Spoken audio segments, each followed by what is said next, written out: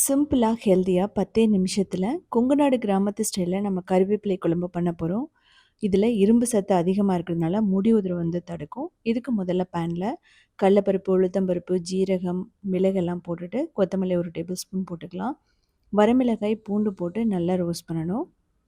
கடலைப்பருப்பு, உளுந்தப்பருப்பு எல்லாமே 1 table spoon போட்டுக்கோங்க. சின்ன வெங்காயம் ஒரு 1/4 கப் போட்டுக்கலாம். சின்ன வெங்காயம் இல்லைன்னா நீங்கள் பெரிய வெங்காயம் கூட போடலாம். இது நல்லா ரோஸ்ட் ஆகணும். நீங்கள் மீடியம் டு ஹைல வச்சு பண்ணலாம். இப்போ கறிவேப்பிலை பார்த்தீங்கன்னா, நல்லா ஒரு கொத்து எடுத்துட்டு, நல்லா வாஷ் பண்ணிவிடுங்க. அதுக்கப்புறம் இதில் போட்டுட்டு நல்லா வதக்கணும். தேவைப்பட்டால் நீங்கள் 1 டேபிள் ஸ்பூன் இல்லைனா 2 டேபிள் ஸ்பூன் நம்ம ஆயில் ஊற்றிக்கலாம். ஸோ போன் ஸ்ட்ரென்த்துக்குமே பார்த்தீங்க அப்படின்னா, இந்த குழம்பு ரொம்ப நல்லது கூட. ஸோ இதுலேயே நீங்கள் புதினா, கொத்தமல்லி போட்டு பண்ணீங்க அப்படின்னா, அதுவுமே கொஞ்சம் டிஃப்ரெண்ட்டாக இருக்கும். ஸோ முழுக்க கறிவேப்பிலையோட ஃப்ளேவர் வேணும் அப்படின்னா இப்படி பண்ணலாம். ஸோ ஃப்ரெஷ்ஷான கறிவேப்பிலையில் தான் இது நல்லாயிருக்கும். இப்போ ஆறுனதுக்கப்புறமா மிக்சியில் போட்டுட்டு பவுடர் மாதிரி அரைச்சிடாதீங்க, பேஸ்ட் மாதிரி அரைக்கணும். ஸோ அப்போ தான் இந்த குழம்புக்கு நல்லாயிருக்கும். நம்ம பொடி அப்படின்னா பருப்பு பொடி அப்படி பண்ணும்போது நீங்கள் ட்ரையாக அரைச்சிக்கலாம். ஸோ இதுலேயே நான் கறிவேப்பிலையில் பொடி பண்ணியிருக்கேன். ஸோ நல்லா ரெடி ஆகிடுச்சு. நம்ம புளியும் ஊற வச்சுட்டோம் ஒரு நெல்லிக்காய் அளவுக்கு மேலே. இப்போ நல்லெண்ணெய் ஊற்றணும் பேனில். அதில் கடுகு, கடலைப்பருப்பு, உளுத்தம்பருப்பு இதெல்லாம் போட்டு நல்லா ரோஸ்ட் பண்ணுங்கள். தேவைப்பட்டால் உளுந்த வடகம் இல்லை அப்படின்னா நீங்கள் வெங்காய வடகம் கூட இதில் போட்டு தாளிக்கலாம். ரொம்பவே நல்லாயிருக்கும். இதில் பார்த்தீங்க அப்படின்னா வரமிளகாய் காரத்துக்கு ஏற்ற மாதிரி போட்டுக்கலாம். ஸோ அதே மாதிரி கறிவேப்பிலை, பூண்டு, சின்ன வெங்காயம், உப்பு போட்டுட்டு நல்லா வதக்கணும். ஸோ இது நல்ல ஃப்ளேவரை கொடுக்கும். வெங்காயம் பார்த்தீங்கன்னா சின்ன வெங்காயம் தான் இதுக்கு டேஸ்ட்டை கொடுக்கும் ரொம்ப.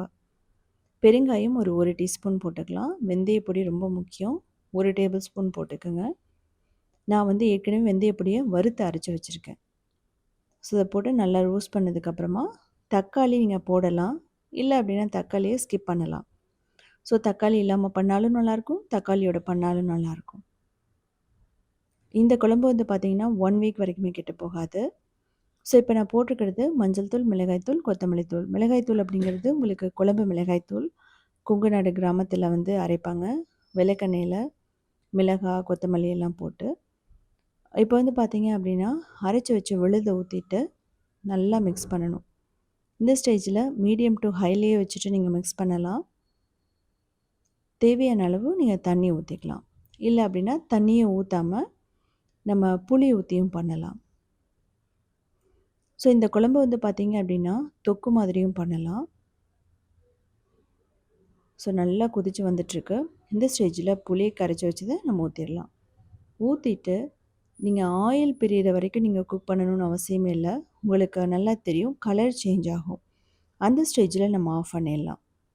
ஸோ தேவையான அளவு உப்பு போட்டுக்கலாம். இது பார்த்திங்கன்னா இட்லி, தோசை, இடியாப்பம், ஊத்தாப்பம், ரைஸ், சப்பாத்தி, பூரி எல்லாத்துக்குமே ரொம்ப சூப்பராக இருக்கும். ஈவன் பொங்கல், உப்புமா கூட நீங்கள் இதை வச்சுட்டு சாப்பிட்லாம். இப்போ உங்களுக்கு பார்த்தா தெரியும், நல்லா ஷைனிங்காக வந்துருச்சு. நல்ல டேஸ்ட்டாக இருக்கும், மனம் நல்லாயிருக்கும். ஆற வச்சுட்டு ஒரு ஏர்டைட் கண்டெய்னரில் போட்டுருங்க. ஸோ இதே மாதிரி சிம்பிளான யூனிக்கான ரெசிபிஸ் வேணும்னா க்ரியேட்டிவ் வேர்ல்டு ஃபாலோ பண்ணலாம். அது மட்டும் இல்லாமல் சவுத் இண்டியன் ஃபுட்ஸ்.inங்கிற வெப்சைட்டை 19 இயர்ஸாக ரன் பண்ணுறோம். 8000 ரெசிபிஸ் இருக்குது.